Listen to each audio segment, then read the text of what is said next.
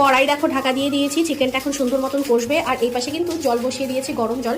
এটা কিন্তু মানে মাংসের ঝোলের জন্য করা হচ্ছে। আর এই পাশে কিন্তু ডেকোরেশনের কাজ চলছে। এই দেখো ভাই এখানে ডেকোরেশনের সব জিনিসপত্র লাগাচ্ছে। তো ডেকোরেশনটা কমপ্লিট হয়ে যাক, ফুল লুকটা তোমাদের সবার সঙ্গে শেয়ার করব। কড়াইতে কিন্তু চিকেন বসে গেছে, লাল লাল ঝাল ঝাল। তো রান্নার পরে কিন্তু দেখাবো কেমন হয়েছে। প্রথম কড়াইয়ের যে চিকেনটা ছিল সেটা কিন্তু সুন্দর মতন কষে গিয়েছে। এবার কিন্তু এটাতে আমি ঝোল ঢেলে দেবো। গরম জল কিন্তু আমি অ্যাড করে দিয়েছি। এবার কিন্তু এই জিনিসটাকে সুন্দর মতন গ্রেভি করে নেব। তো প্রথম কড়াইতে দেখো জল দিয়ে দিয়েছি, এই যে ঝোল। আর এই দেখো নেক্সট আরেকটা যে কড়াই বসিয়েছি সেখানেও কিন্তু এখনও মাংসটা কষেনি। তো এই মশলাটাকে কিন্তু সুন্দর মতন কষিয়ে নেব, তারপরে কিন্তু ঝোল ঢেলে দেবো। এক কড়াই মাংস কিন্তু রেডি, আর আরেক কড়াইতে কিন্তু সবে এখন ঝোল দিলাম। আরেকটা কড়াইয়ে কিন্তু ঝোল বসে গেছে।